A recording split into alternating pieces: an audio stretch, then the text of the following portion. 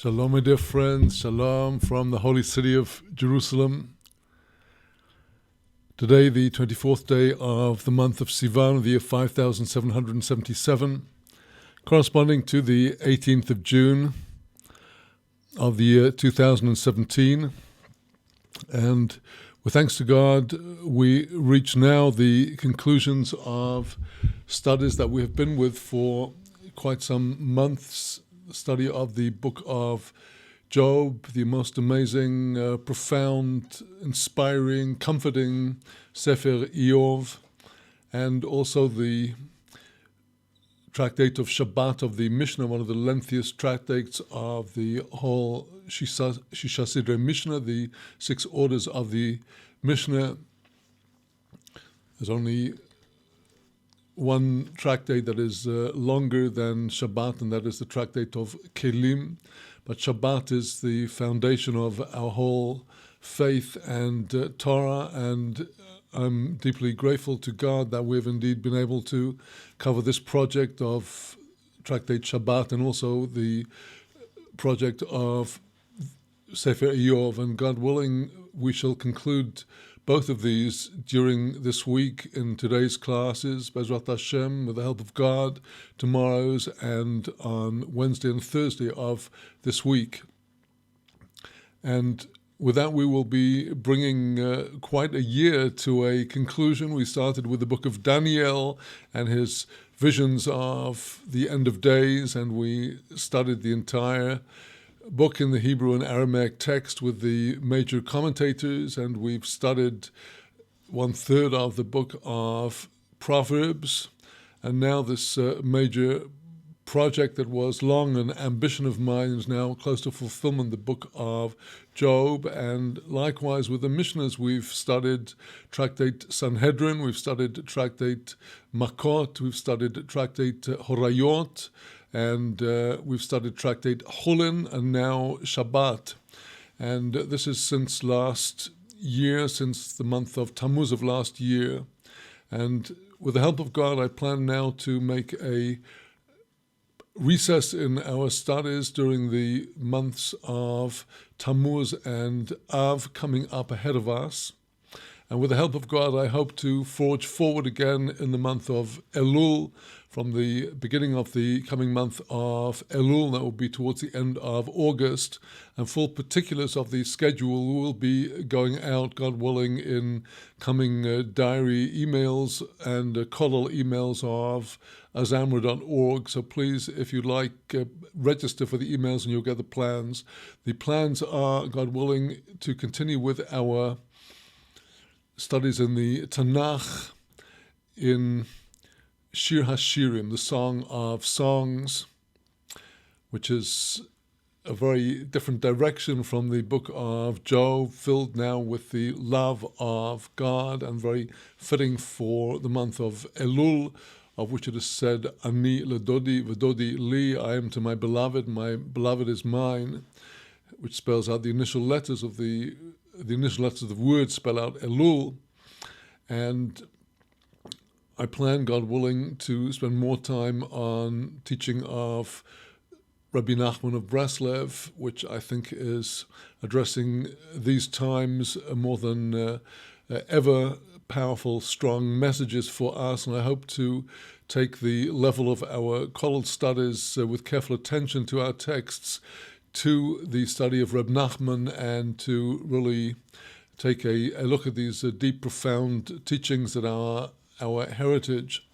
With all of that said, let us now turn to today's study of the book of Job, Sefer Iyov.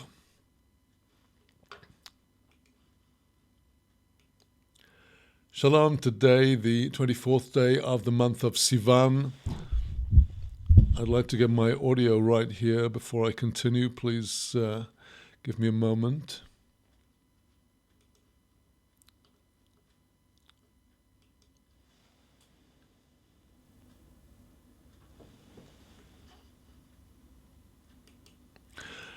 Shalom, today, the 24th day of the month of Sivan of the year 5777, corresponding to the 18th of June of the year 2017.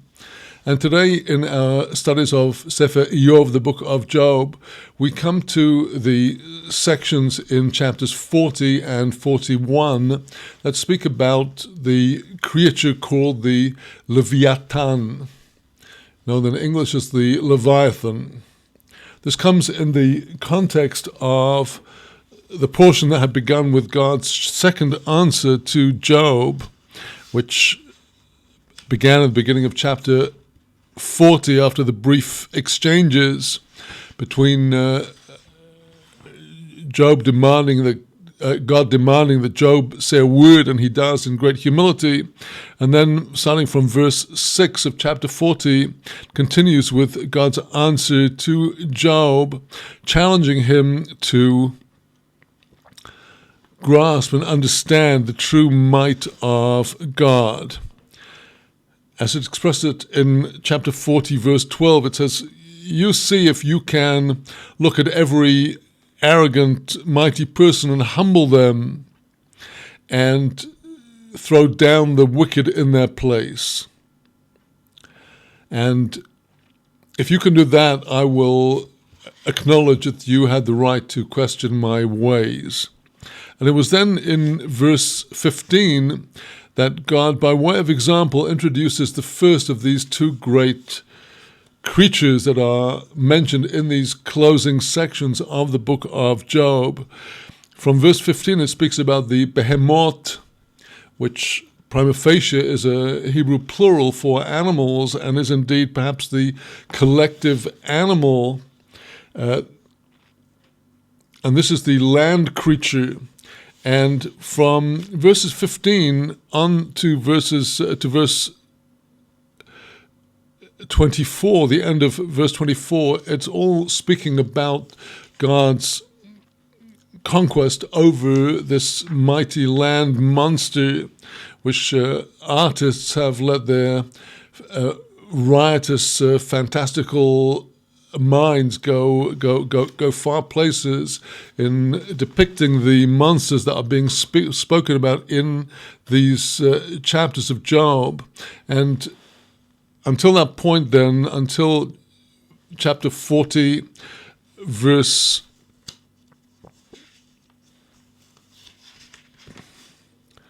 24, it's all speaking about the behemoth. And without a break in the Hebrew text, from chapter 40, verse 25, going through into chapter 41, there is a depiction of the second of these creatures, the Leviathan. Now, the behemoth and the Leviathan have been the subject of much discussion in the Agadah, found in the Talmud, which we will look at, God willing, after we study the actual biblical text here. And it's greatly elaborated in not only in Kabbalah, where the concept of the Leviathan is discussed, as is the behemoth in various places, but particularly Chassidut in latter times has taken up these two images of these two creatures and brought them to very interesting levels, which we will be taking a look at. But in this session, we will look at the first part of the section that is speaking about the Leviathan, running from Job chapter 40, verse 25, through to chapter 41, verse 3. And we do need to keep in mind as we study this section that it's all part of the same challenge that began to Job in verse 12 of chapter 40. You see every arrogant person and humble him, and you bring down the mighty in their place. That is what God does in this creation. He has raised these creatures that rise up in haughtiness and arrogance, and he throws them down to show that there is no pride and arrogance before God. That is really where all of this is leading to, that when we see these creatures, whatever they are, whether they are buffaloes and whales or dinosaurs and reptilian monsters, or whether they are allegories of cosmological phenomena, whatever they are, we are to see that these are all God's servants, God's creatures, and God has the power to strike them down, and we need to understand and grasp our smallness. We have heard in the sections from chapter 38 on chapter 38 and 39, God's 50 questions to Job, all came to show God's power and providence, detailed hashgacha, providence over each aspect of nature. But now these two creatures, these two monsters, are depicted as being examples of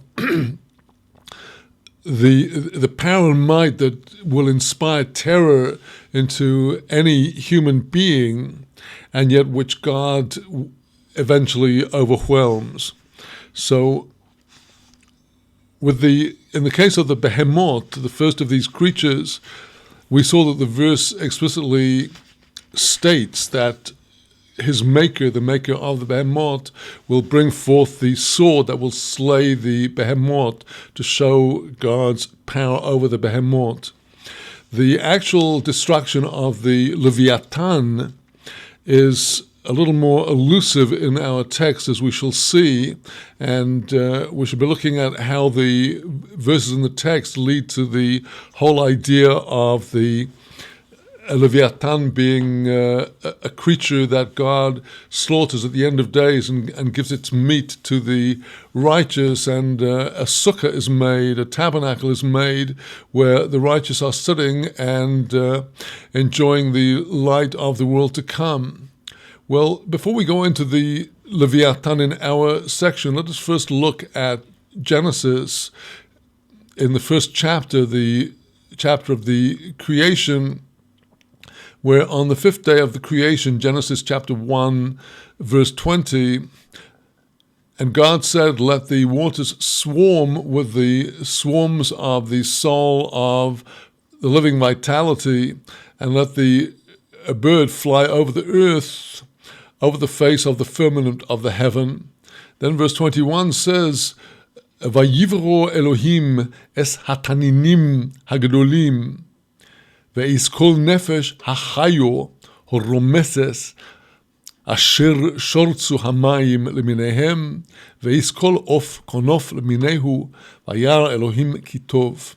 Verse 21 of the Hebrew Genesis chapter 1, and God created the Taninim, the great Taninim, and then the verse continues, and all of the soul of the living of those creatures that that swarm in the waters according to their different kinds, and all the birds of wings that according to their species, and God saw that it was good. So here at the beginning of verse 21, we have the Taninim. And Rashi, in his commentary on Genesis chapter 1, verse 21 says, who are these Taninim? First of all, he says, Dagim Gedolim Shebayam. These are the great creatures in the sea.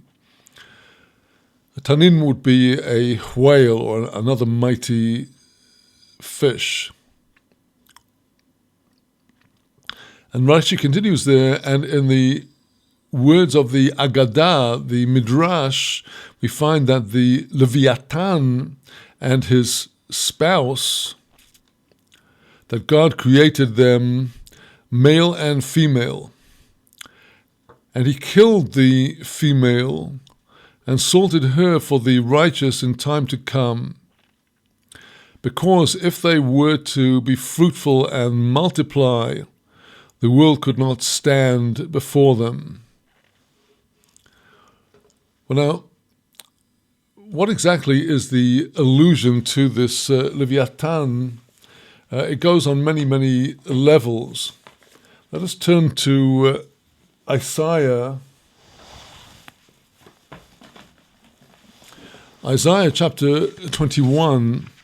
Isaiah chapter 27 is where the Leviathan is specifically mentioned, besides another reference which I've also mentioned earlier, which is in the Psalms, where in Psalm 104 it speaks about how God has created the Leviathan, the Leviathan, in the sea to play with. Well, the very word Leviathan is connected with the Hebrew word from which Levi is derived, as Leah, our mother, said when Levi was born, Ato Yelova Ishi, now my husband will be accompanying me. And the root of Levi is one of connection, being joined together. The tribe of Levi is particularly joined to God and joins man to God through the service of the priests and the Levites in the temples. And the Leviathan would be something that is connecting things. And in Isaiah chapter 27, we have the end times prophecy, which comes right on the heels of the section in Isaiah chapter 26, verse 20, which says, "Go, my people, come into your chambers and close the doors behind you. Hide just a little moment until the wrath will pass. For Hashem is coming forth from his place to visit the sin of the inhabitants of the earth upon them, and the earth shall reveal her blood and shall no longer cover over her slain." Well, those verses are specifically said in the commentators to refer to the war of Gog and Magog. And the verse about going into one's inner chambers was particularly in favor in Israel in 1991, when people were instructed in the Gulf War of 1991 to go into insulated chambers in case of chemical or biological war. And it became a modern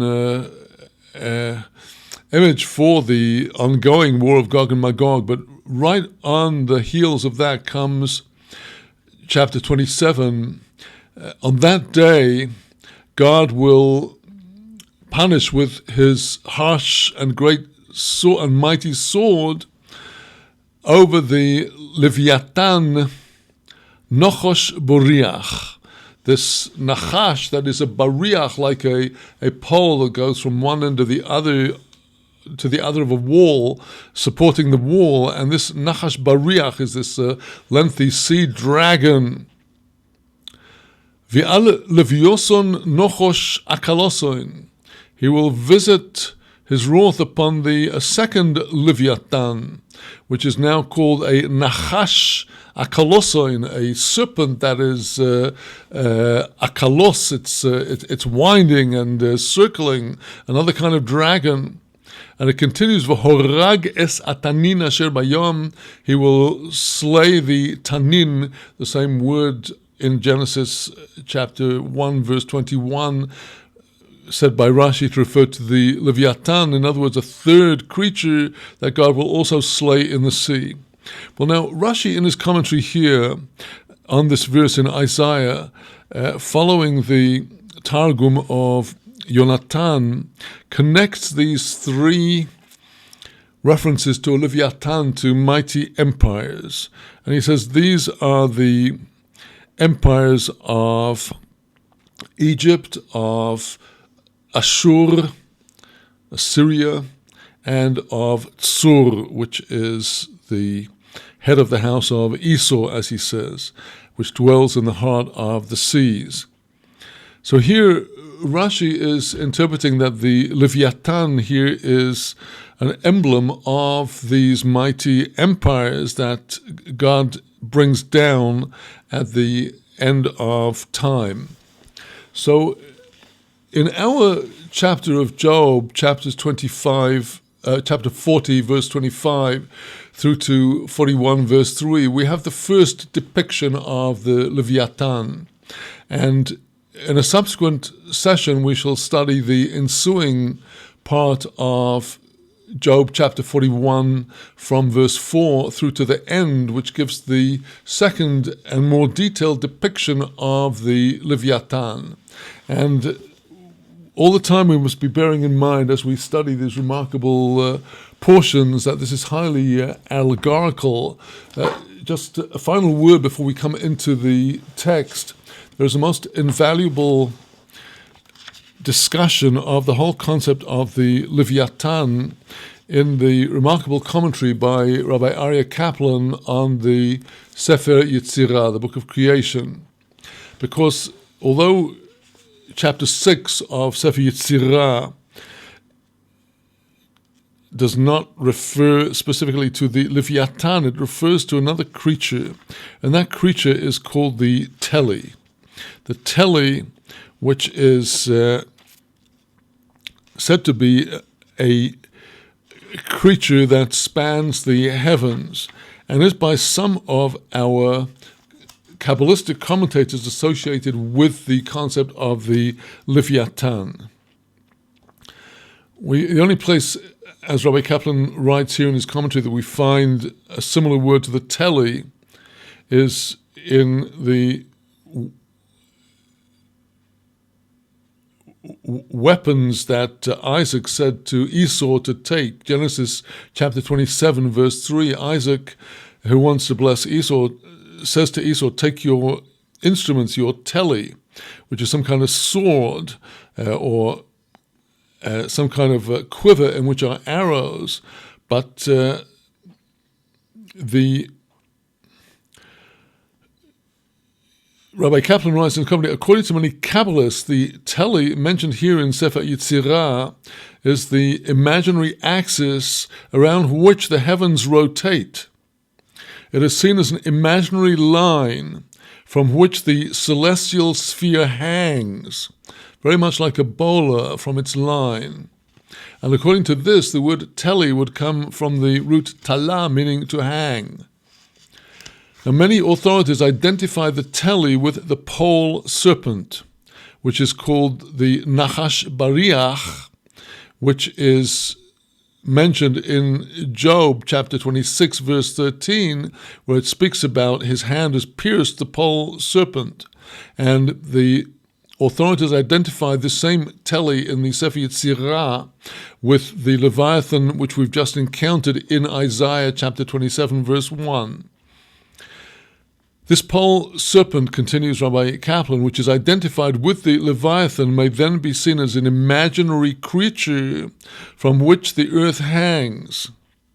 Thus, in an ancient mystical midrash, we find that the world hangs from a fin of the Leviathan. The pole serpent is often associated with the constellations of Draco, not surprising since Draco is very close to the North Pole.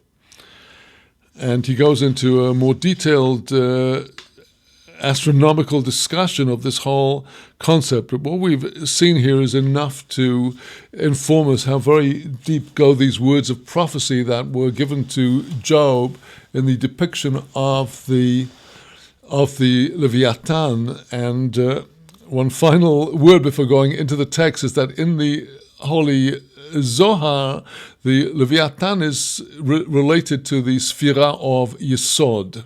Yesod, the foundation associated with procreation and with its draconian powers that can be channeled to good or to evil, the very powerful Sphira of Yesod. And this would link with Rabbi Aryeh Kaplan's discussion of how the whole world, the whole universe is revolving around this pole, which is the Yesod, on which the foundation on which everything is hanging. But in our text, we see it's depicted in the form of the allegory. So having in the Hebrew text of chapter 40 depicted to us the behemoth, quite abruptly in verse 25 of verse 40, from the depiction of the power of the behemoth, God now issues his second challenge to Job in terms of looking at himself in relation to these creatures. Verse 25 in the Hebrew text of chapter 40. Timeshoch Leviathan b'hako uvahevel tashkia l'shono. This is a mockery to Job. You try, just imagine yourself, one person trying to draw a mighty whale with the chako, with the hook on the end of the line that is supposed to pull in the fish that has supposedly swallowed the chako, which sticks in the chech, in the palate of the fish, that the fish can't escape. And God challenges Job to try and catch the Leviathan.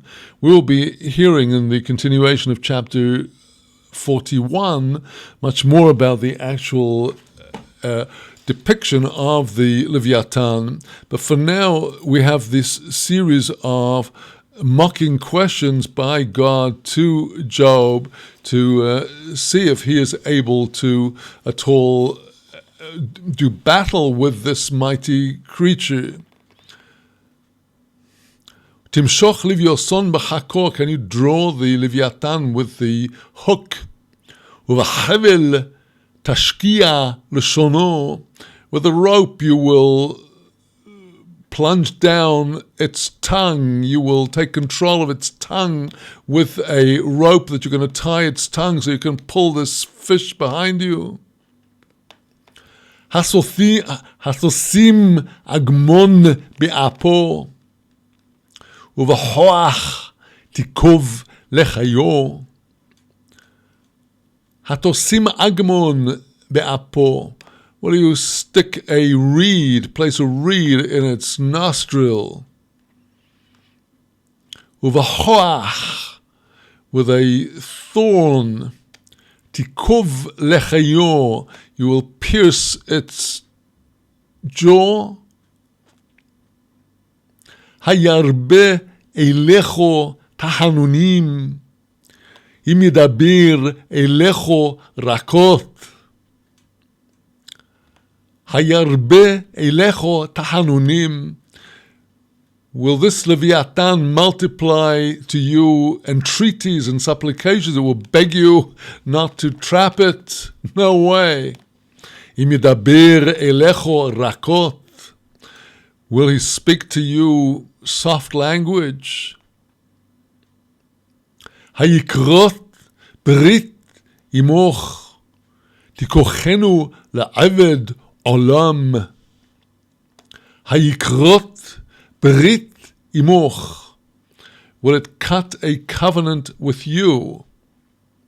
Will it strike a covenant with you? Tikochenu la'aved olam. Will you take him for your slave for eternity? Here we have the allusion to the aspect of the yesod, which is associated with the attribute of the covenant, the holiness of the covenant coming through the yesod sfirah of the foundation. No way, Job, will you be able to take on this mighty creation of God. Continuing with this mockery in verse 29, Hasesachek vo katzipor, v'sikshirenu lena'arotecho. Hasesachek bo katzipor, will you play with it like a bird? V'tikshirenu lena'arotecho, will you tie it up for your maidens to amuse them?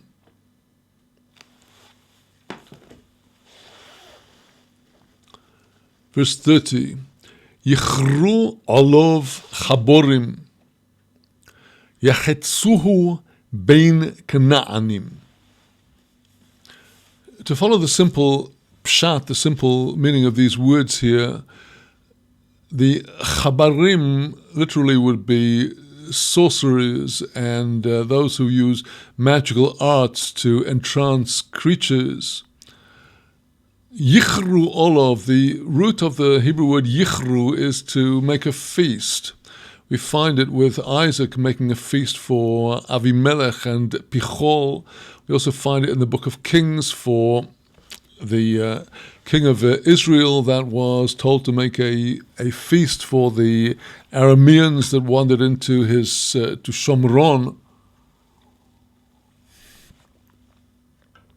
So here the verse is saying there's this great mighty creature, the Leviathan, and God is telling Job scornfully, are they going to make a tasty meal out of this Leviathan? Yichru olav chaborim. Shall the chabarim, the sorcerers and the magicians, make a meal of this Leviathan? Yachetzuhu bein Kanaanim. Will they divide it up among the merchants? Hasamalei v'sukois oro, uvetziltzal dogim rosho. Hasamalei v'sukois oro. Will you be able to fill its skin in the Sukkot and the tabernacles? Sukkot would also relate to walls that are decorated with very ornate drapes that people look at, from the root sechi, to look at. Continuing with verse 31, uvetziltzal dogim rosho. Will you fill in the Tziltzal dogim, the trap of the fish, its head? Well, these verses are the support of the Agadah for the whole concept of the slaughter of the Leviathan and the giving of its meat to the righteous in the world to come.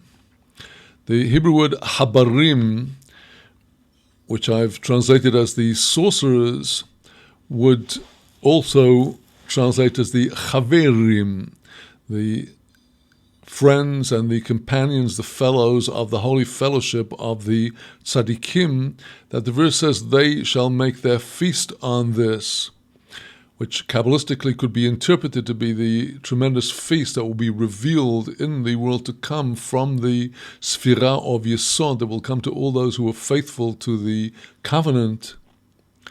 And then the ensuing words, Yechetzuhu bein Kanaanim, they will divide it up among the merchants. And then the verse 31, which is the support for the concept of the Sukkot made of the skin of the Leviathan in the time to come.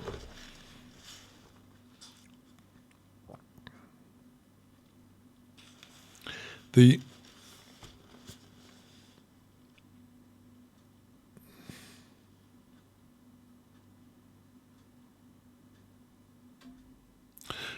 Targum on verse 30, Targum Yonatan, says, the sages shall make upon this Leviathan a great feast, and they shall distribute it among the merchants. Rashi on verse 30, speaking about the Yichru olav chabarim, he says, if the Chaverim will dig deep, and that's another connotation of Yichru, to dig. If they will dig deep and they will get wise upon it, if they will be the Chabarim will have to get very wise if they wish to use witchcraft to get it out of the sea through sorcery. If they're going to divide it up among the merchants to sell it. So Rashi gives us here the pshat, as it were, on which the midrash is building, but the allusion of the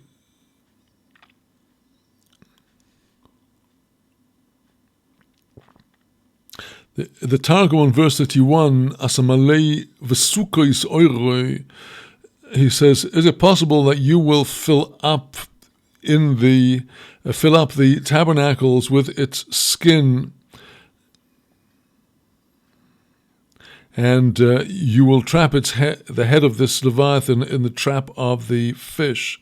So here in this word hasamale v'sukois oiroi, here is the allusion to the idea that the skin of the Leviathan will be making the sukkah in the world to come. This we might consider to be related to the idea of every sphira and every attribute having its pnimiut and its chitzoniut, its interiority and its exteriority. The exteriority would be the skin, and the skin would be the exterior aspect of the Leviathan with its many, many colors, and this will provide the sukkah, the exteriority of the world of the righteous in the world to come, this holiness from the aspect of Yesod foundation, and then the interiority will come through their feasting off it and having its flesh.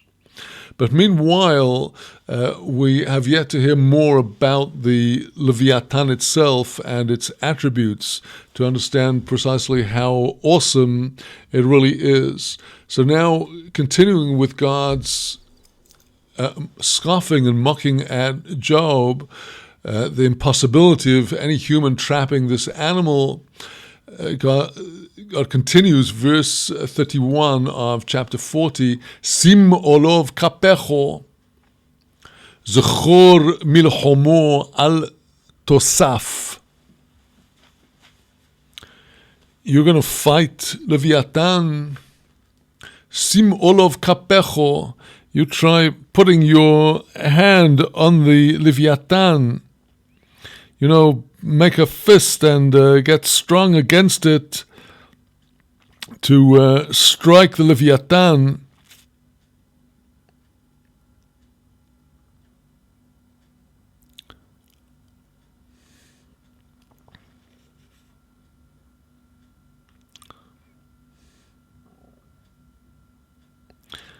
And the word al tosaf means not anymore. Zechor milchomo al tosaf. Remembering war, you will not add any more. No more war. You will not be able to. You will simply not be able to. You will not be able to make war against this creature. And the Hebrew text flowing directly without any break from the end of chapter 40 into chapter 41, verse 1. Hein tohalto nichzovo. Hagam el mar'ov yutol. Referring to the person that has tried to make war against the Leviathan.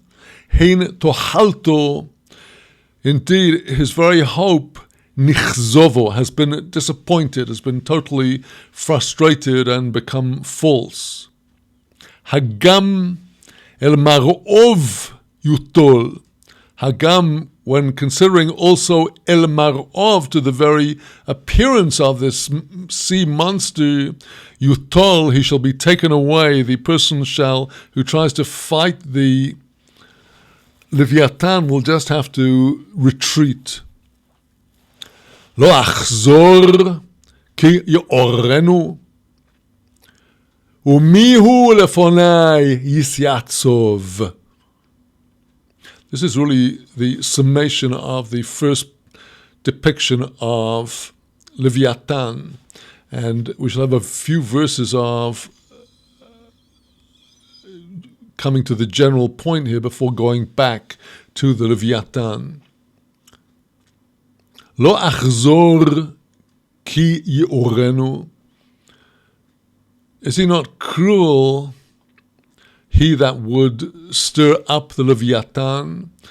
Cruel to himself, cruel in the destruction they will cause himself. And if so, umi hu lefonai yisyatzov. Who is he that before me can stand?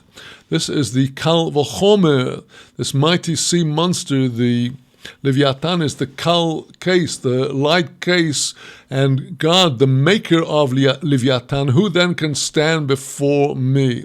All this is God speaking to Job in prophecy, explaining to us mortals our puniness, our smallness.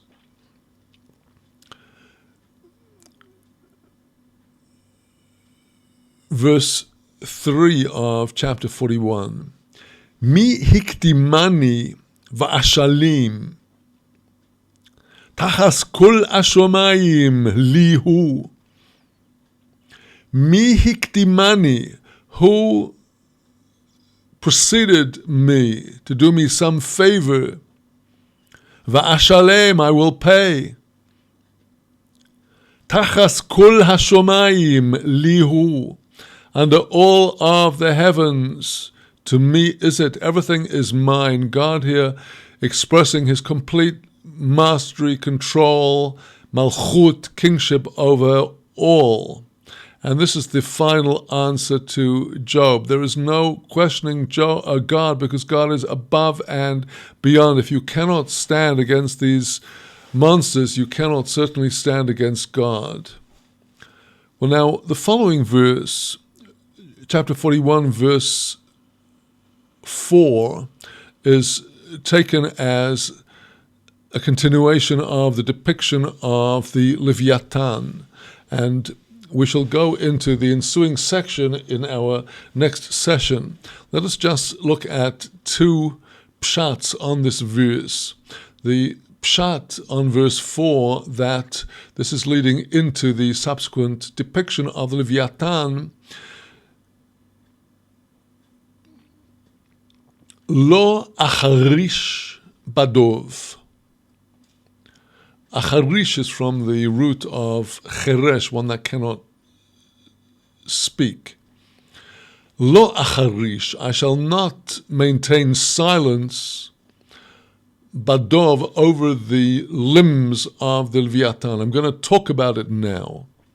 Udevar gevurot, and the matter of the might of the Leviathan, the chin arko, the chin, the chen, the graciousness of the precious value of Leviathan. And then in chapter 41, from verse 5 onwards until the end of the chapter, it depicts the power of Leviathan and the kal vachomer all the time, and therefore, above all, is God, whom certainly no man can fight. However, according to the second pshat on verse 3 here, it's a continuation of the second pshat on verse 4 is a continuation of verse 3, where God is actually answering Job about the whole question that has exercised Job, which is of the reward of the righteous. How can it be that the righteous suffer? And God has shown Job the absolute providence over every detail of creation, unto which comes the suffering of the righteous, as was explained by Elihu ben Barachel to Job, that God may send suffering for the sins of failure of the tzaddik, like Job's failure to reprove the wicked. And now God in here, chapter 41, verse 3, says to Job, Mi hikdimani va'ashalim, who has come before me that I shall pay him? I pay everybody. Nobody does me any favors. There's nobody who did anything that I did not enable that person to do. This is really a foundation of the hashkafa, the worldview of the Torah, which is that God has created a world for us and given us all of the resources to enable us to attain merit through our labors. But nobody can say that they have done God any favors. God is under no obligation to repay anybody, but God does. God does pay everybody according to his compassion, because all belongs to God. And according to this view of verse 3, Verse 4 then goes on to say, Lo acharish badov. Here the word badov, a bad literally means a branch, and it would also be the same as a shevet, a family or a tribe. And according to the midrashic interpretation of verse 4, Lo acharish badov, I will not mute the children of the righteous. Let us look at the rabbinical interpretation of verse 3 as it's expressed in the Midrash Tanchuma.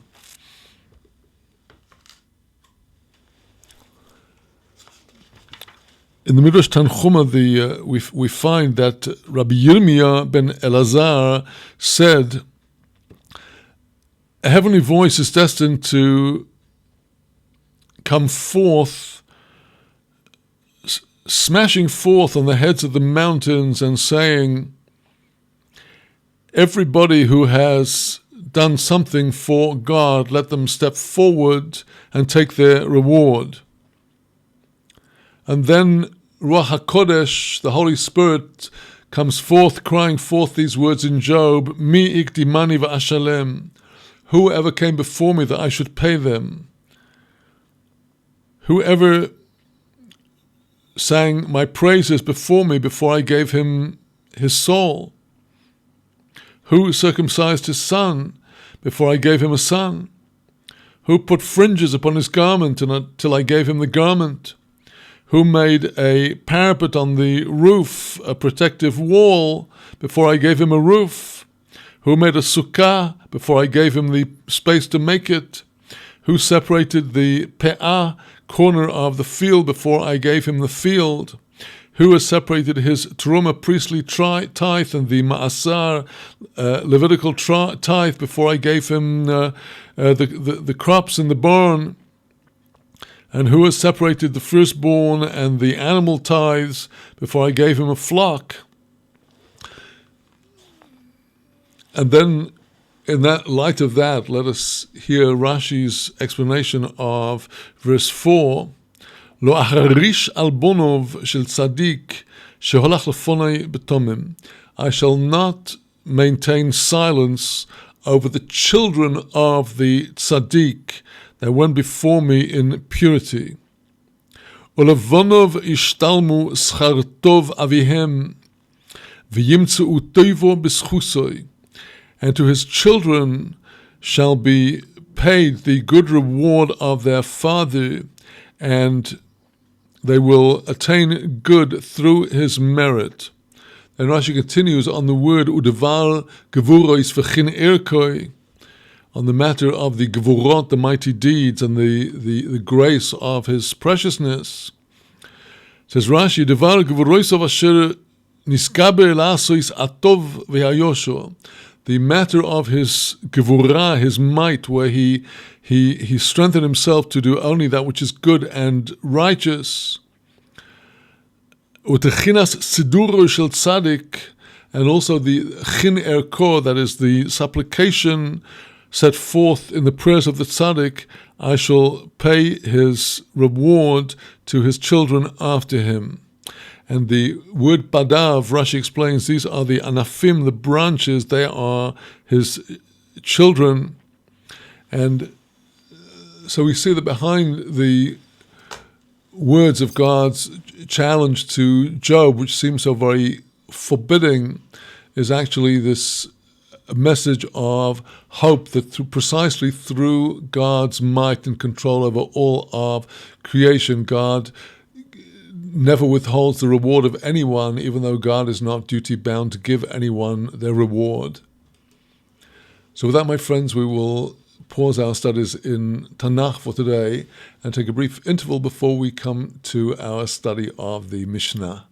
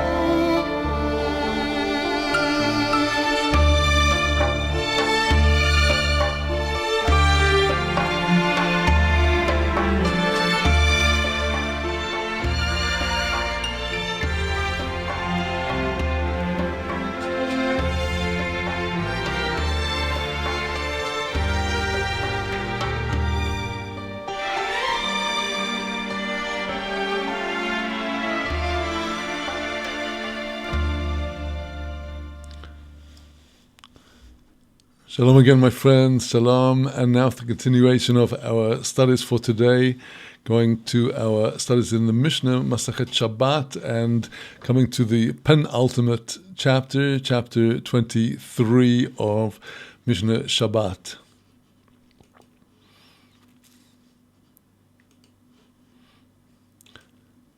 Shalom today, the 24th day of the month of Sivan of the year 5775, corresponding to the 18th of June of the year 2017. And now we embark on tractate Shabbat, Mishnah Shabbat, chapter 23, leading up to the conclusion of the tractate.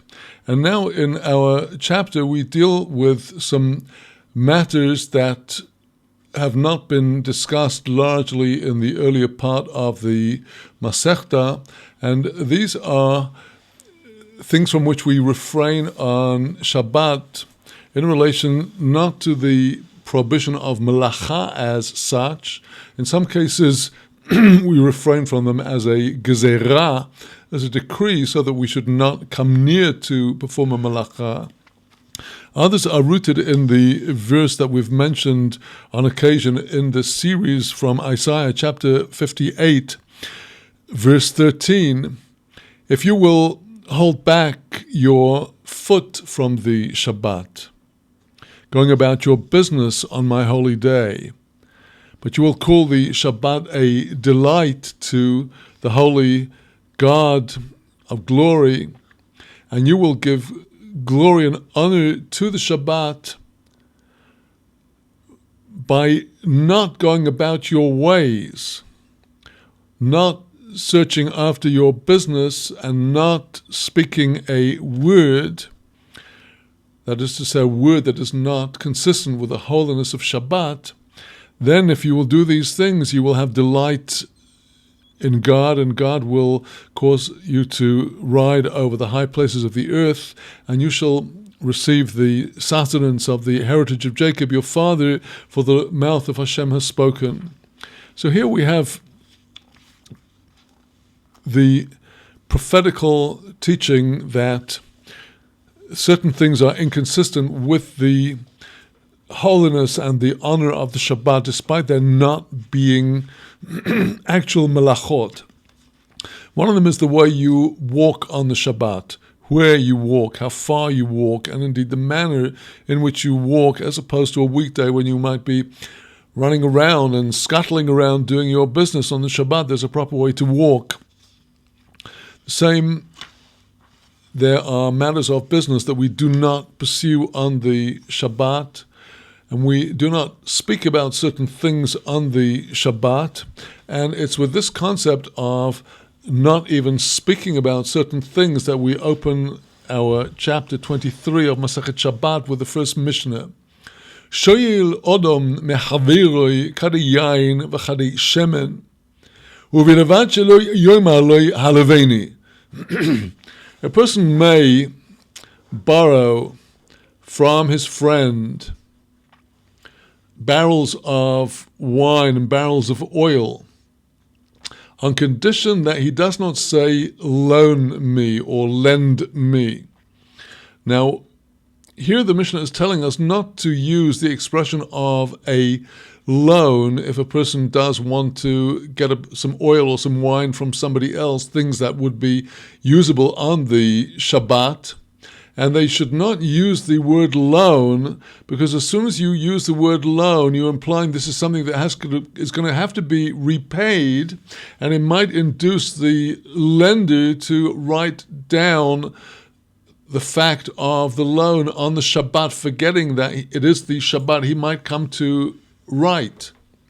And so here the Mishnah is telling us that although the action of taking from your neighbor a bottle of wine or a bottle of oil is permitted, don't use the weekday term.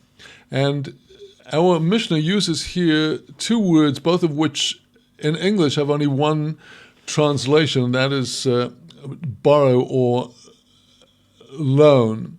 Sho'el, the Hebrew word, means to ask. A person can ask from his neighbor the bottles of wine, but not to say haleveni. Haleveni is from the verb lovo, to take a loan. Haleveni is to give a loan. Now, the two words in Hebrew have a different connotation from perhaps what they have in English. When we use the word sho'el in Hebrew, it means to borrow an item that you will probably you will return that item in itself. You borrow a hammer from your neighbor, you will bring back that hammer. You do not use the word sho'el when you speak about borrowing money. You use it referring to an object that you borrow on condition to return. Haleveni is when you borrow money and you're not expected to return those same coins or notes that you actually took. You're going to return different coins or notes when you get the money to repay, and that is in Hebrew called a halva'ah, a loan. And the Mishnah is telling us not to use this expression of halveni, give me a loan, on Shabbat. The reason being that it's an expression associated with the writing down of the fact of the loan by the lender to make sure he does get repaid. The same would apply with between a woman and her friend when it comes to loans. Loaves. In other words, a woman needs a spare challah or two for the Shabbat meal. She goes to ask her neighbor. She must ask her not using the expression of taking a loan. It may be that she intends to give back a different loaf after the Shabbat if that loaf is eaten, but don't use the expression halveni because it has a connotation of something which you might come to write down and make a note of. Ve'im einoi ma'aminoi. Now what happens if the lender doesn't trust the borrower? If he doesn't trust him, maniach taliso etzloi, the borrower may leave his garment by the neighbor as a pledge, a security. He may make with him a calculation of what he owes him after the Shabbat. In other words, the thought that you are borrowing the bottles of wine or oil or the loaf, the thought may be, the intent may be that you will repay it after the Shabbat as you would a loan, a halva'ah. But the point here is not to use the expression halva'ah. And on the same theme, a related law of people needing to leave a security, a pledge, v'chein erev Pesach b'Yerushalayim. Likewise, on the eve of the Passover in Jerusalem, that is to say the 14th of Nisan, the day of the slaughter of the Pesach sacrifice. Shecholet liyos b'Shabbos, if the 14th of Nisan came out on the Shabbat, and a person has not yet got their paschal lamb, they need to get it on the Shabbat. Well, you can't buy and trade on the Shabbat. He can go to an animal owner, maniach taliso etzloi. He may leave his talis, his garment, by him. V'noitel ispischoi.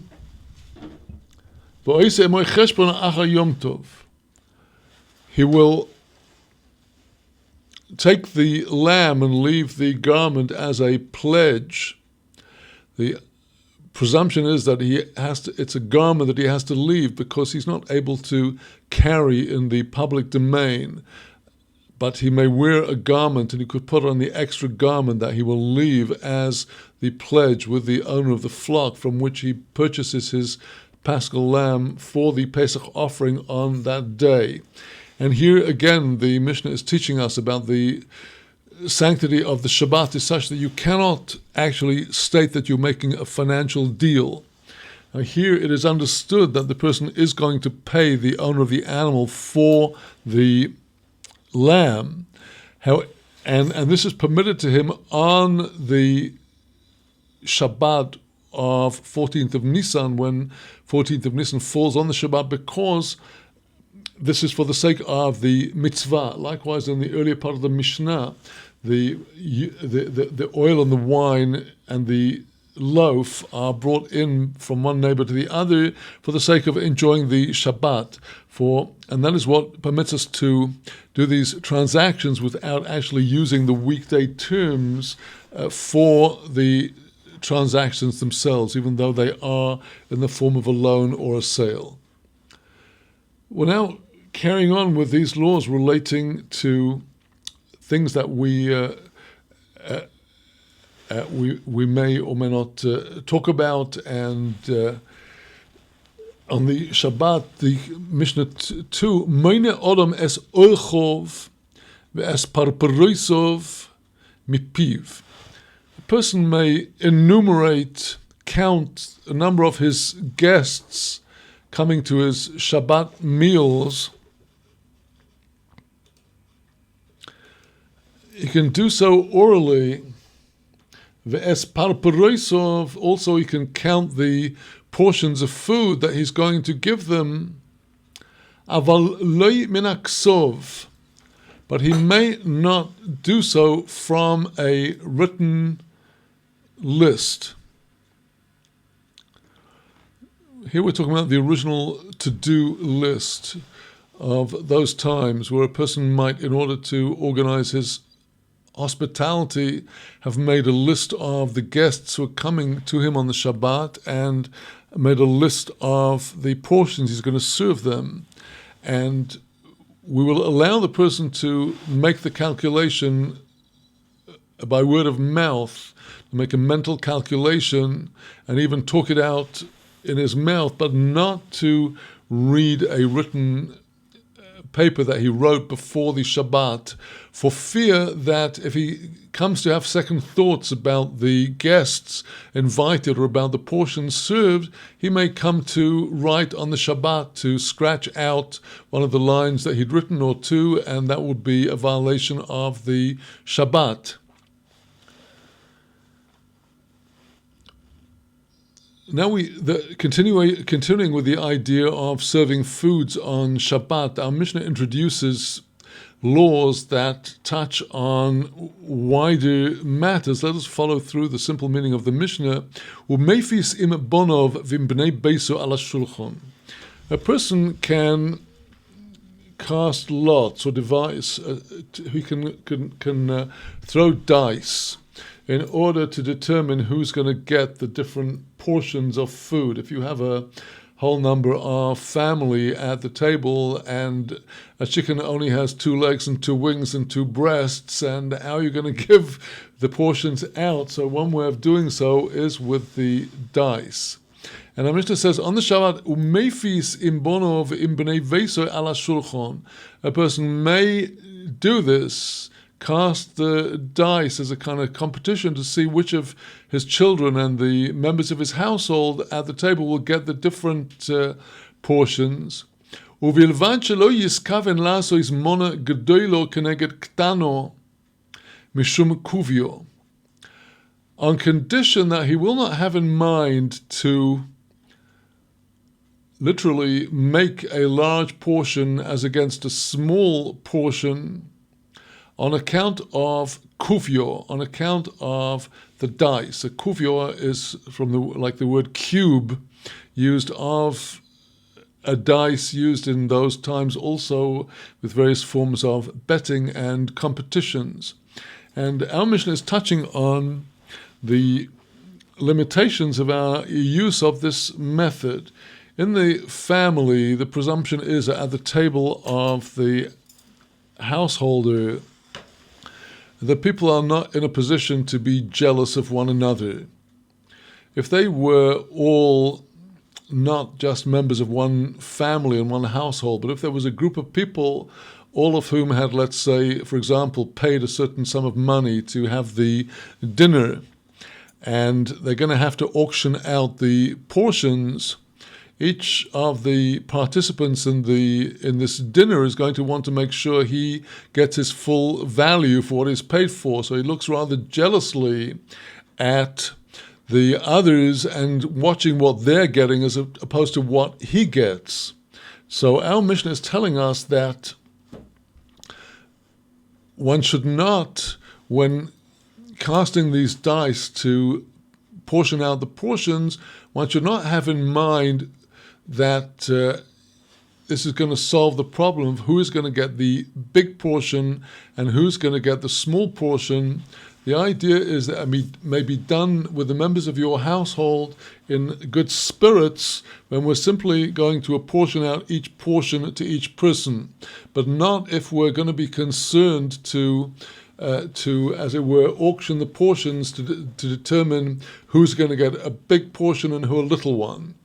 Now, to understand this, let us understand the whole concept of the kubya of which we're talking about. So deep does the matter of playing with dice for money as a form of betting go into the consciousness of our sages, that somebody who is masachik b'kubyo, somebody whose life is spent playing dice for money, gambling, is considered to be ineligible to give testimony in a Torah court of law, in a bezdin. Masachake b'kuvyo, those who play with the dice are ineligible to edus, to testimony, as in fact we have learned in a tractate Makot. Now, why is it so forbidden to play with dice? And why would it be forbidden if the people were not members of one happy family, but they were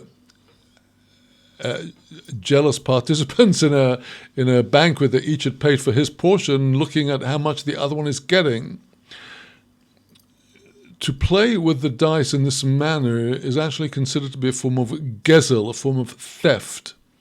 And the reason is as follows.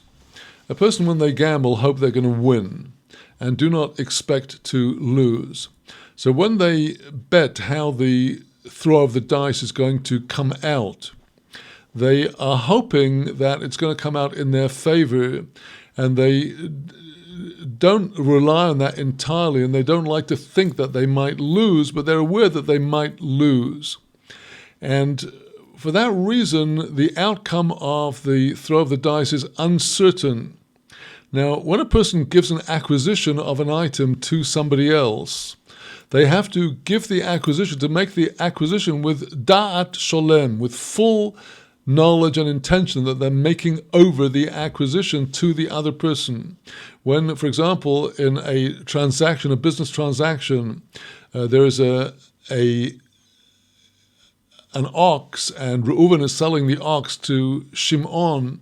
When Reuven gives over the ox to Shimon, he has to have da'at shalem, complete consciousness and knowledge that he's giving over the property rights on this ox to Shimon.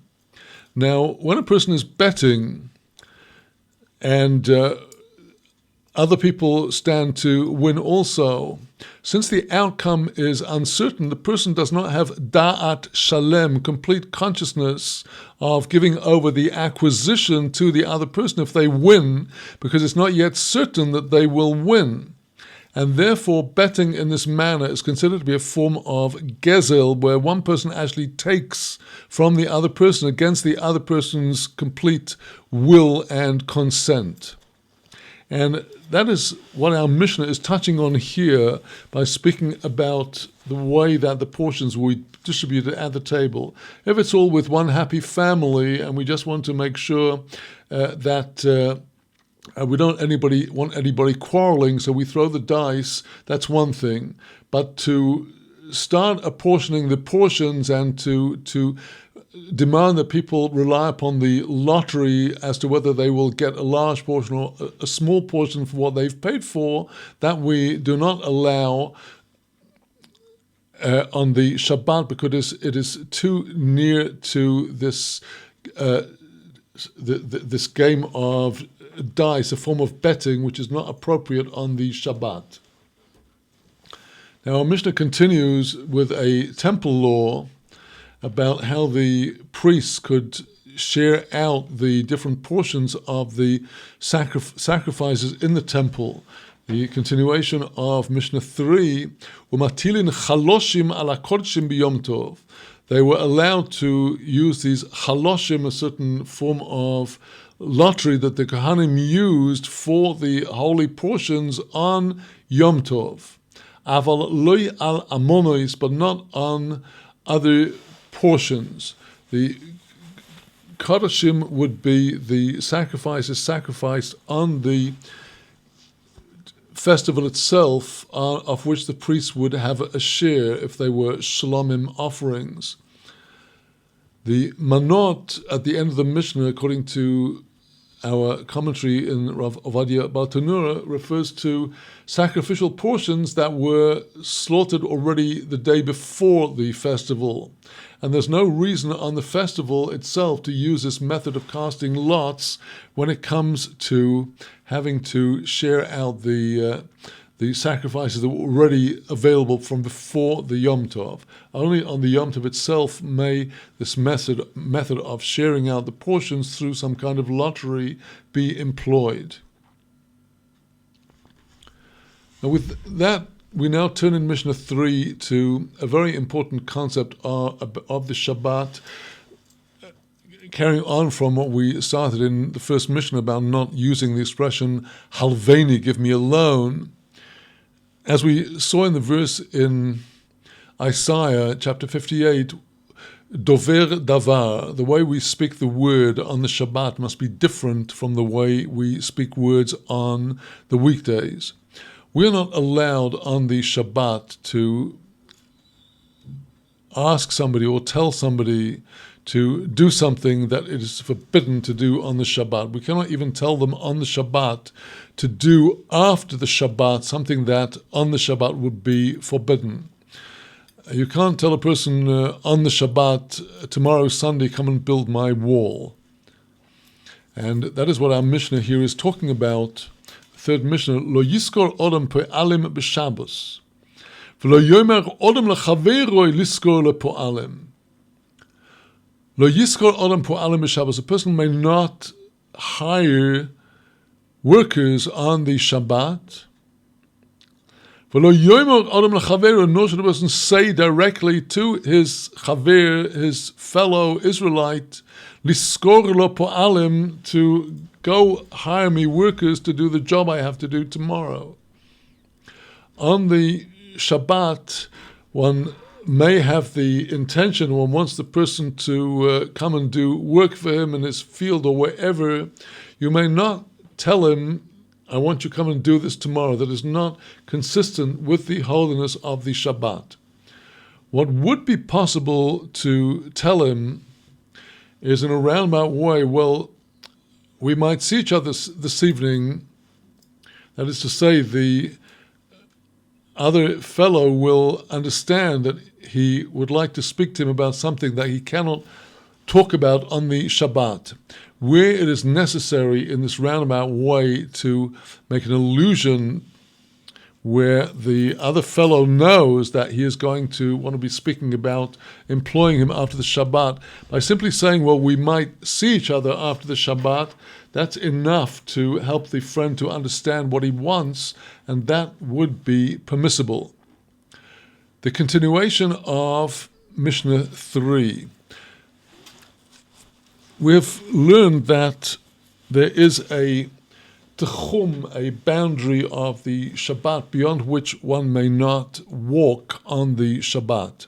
This subject is dealt with at far greater length in the tractate that comes after Mishnah Shabbat, that is Mishnah Eruvin. And the subject of Eruvin comes into the laws of Shabbat because every town where a person spends their Shabbat has a limit of 2,000 cubits, beyond which one may not walk on the Shabbat unless one has joined one's own Shabbat limits with that of another nearby town in ways discussed in Tractate Eruvin. But now the concept of tchum comes into our Mishnah because knowing that there is a limit to how far you may walk, if you're in a village and you want to go out to the next village on Saturday afternoon, if you want to get to the next village soon after the Shabbat enters, can you go to the edge of your Shabbat limits and wait there till dark Saturday night and then go to the next village? Our Mishnah says, Ein machshichin al atchum. You may not wait until dark at the edge of your Shabbat limits. If you'd walked from your own town to the very edge of where it's permitted you to go, 2,000 cubits outside the town or the village, you cannot do that on the Shabbat if it's your intention right after Shabbat to go straight off beyond the Shabbat limit. Since your purpose here is to do something, is to be waiting on the Shabbat to spring off to go to do something which you cannot do on the Shabbat, you cannot go on the Shabbat to the edge of the Shabbat limits to get a head start. Ein machshichin al atchum liskor po'alim. You cannot wait till dark Saturday afternoon at the edge of your Shabbat limits to go out and hire workers for after the Shabbat. Or lahavi perois, or to bring fruits. Avol machshichu lishmor. What one could do is you could go to the edge of the Shabbat limits if it was your intent right after the Shabbat to go to guard your fruits. Umevi perois beyadoi.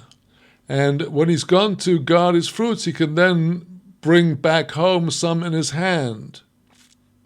That is to say that guarding your fruits, if your field or your orchard was within the Shabbat limits, you could do that on the Shabbat. There is no prohibition sitting guard over something or standing guard over something. That is permitted on the Shabbat. And where his field or his orchard was beyond the Shabbat limits, since guarding the field or the orchard is permissible on the Shabbat, it is permissible for him to wait at the end of the boundary on the Shabbat in order that right after Saturday night, immediately with the departure of the Shabbat, to go forth to the field to guard the fruits, and then he could bring back some fruits with by hand, but not a whole load. Klol Omer Abba Shaul, a general rule, said the Tana Abba Shaul, Kol she'ani zakai ba'amirosoi. Everything that I'm allowed to express in my words, Rashai ani lahachshich olov, I am permitted to go to the edge of the Shabbat boundaries to wait until dark for that matter. If I'm allowed to talk about it, as in the case of guarding my fruits, that's not a forbidden labor on Shabbat. I can talk about guarding my fruits, therefore I could go to the edge of the Shabbat limit to wait there for Saturday night to go straight off. I'm not allowed to talk about hiring workers, and for that reason I can't go to the edge of the Shabbat limit on the Shabbat to wait till dark if it's my intention to go out to hire workers, because I can't speak about that. And that will provide us with the bridge to the coming Mishnah, which we shall look at in our coming sessions, which speaks about going to the edge of the Shabbat limits when that is necessary to perform an urgent mitzvah after the Shabbat, like preparing for a wedding or preparing for a funeral. So with that, my friends, we conclude our studies for today, and with the help of God, I'll be back tomorrow for the next installment of our studies of Yov and our studies of Mishnah Shabbat. I'm not able today to give my usual Shavua Tov hookup, to my regret, and I do plan, with the help of God, to be able to give my next Shavua Tov hookup this coming Sunday, and I do hope that you'll be able to join me before that tomorrow and on Wednesday and Thursday this week for the great climax of the book of Job and of Mishnah Shabbat. Shalom from Jerusalem.